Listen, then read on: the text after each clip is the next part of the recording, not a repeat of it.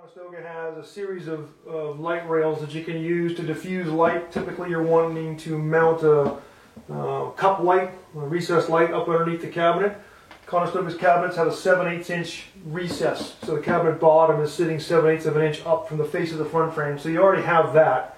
But in a lot of cases, the light you're using, the element, will still poke down a little bit. You might see it, and it kind of creates a harsh look where you don't get some light diffusion. So that's where light rail moldings come in. They just kind of mount to the bottom of the front frame and build down a little bit, some reveal, and also dress up the cabinet. So we're going to show you several of these that work well. The one in my hand here is our most common. It's called the B11 molding. So we can show you a cross section of that. And that molding is shown, I think, upside down in the catalog where they actually show it like this. You can mount it that way if you want. It looks a little stupid in my mind. What you really want to do is flip it upside down, and this notch is a 3/4 by 1/4 notch that's meant to actually capture the front frame like so. You can see we've already got it installed here in this kitchen, but it would get installed like that.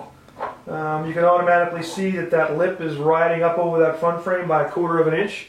So be mindful of a couple things. Thing one is, if you're doing full overlay cabinets, you're going to want to use the custom bottom reveal option so that that door is sized smaller, and it will therefore miss the top edge of that molding. So if I have my molding sitting here on a full overlay door, typically the door is coming to the bottom of the front frame according to Conestoga's overlay specs.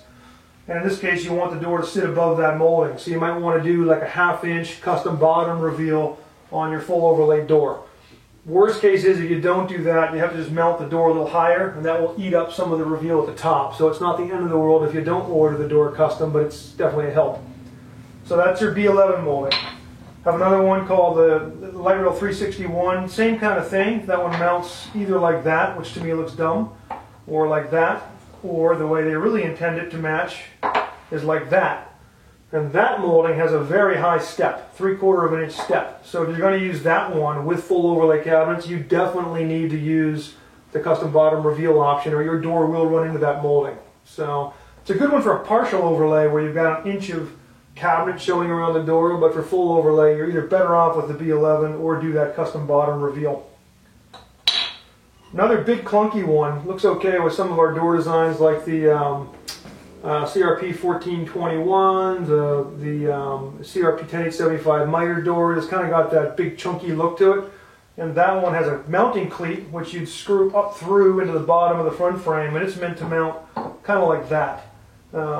This is full inset cabinets. If this was overlay cabinets, the door would sit down on the molding like that. So you'd want to leave this molding mounted a little proud of the cabinet face frame. It's like a 3/4 inch flat up here, so your door would die on top of that. But it kind of gives you a very beefy that appearance. Okay. Again, you're going to miter it in the corners. We're just trying to show you the cross section of how that looks, but it gives you a lot of light diffusion. You're not going to see much light element there. Another one that's a little less clunky, again, goes very well with the CRP 10875. It kind of has this pillow look to it. Now this one, you can mount it to the front frame, but it's really designed to be used with Conestoga's 470 molding.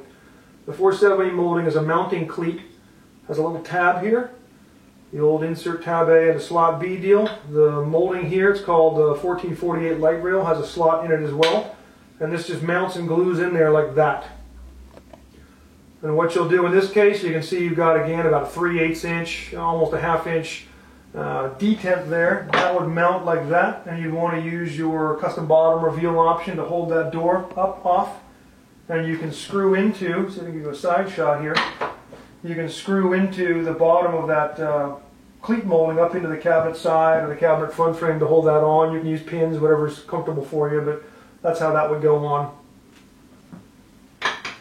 Another kind of a simplistic molding is just this beaded molding. I'm not sure if you can pick that up on the camera, but you got kind of a double bead.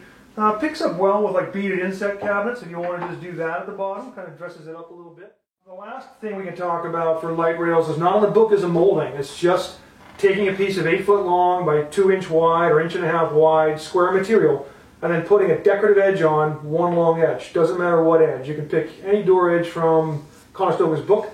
A common one is the LO34, which is just an eased top and bottom. I'm just kind of using a piece of scrap to demonstrate this. It wouldn't have this tab.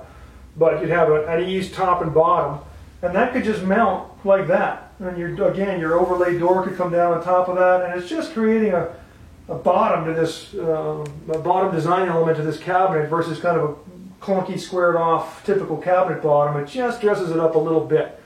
Again, that's not in the catalog as a molding. That's just a piece of long stock we would sell you with an edge profile of your choice on one long edge, and you would just mount it, screwing or tacking up into the cabinet bottom.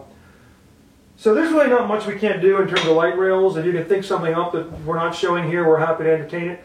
But we certainly have a multitude of ways to dress up the bottom of the cabinet.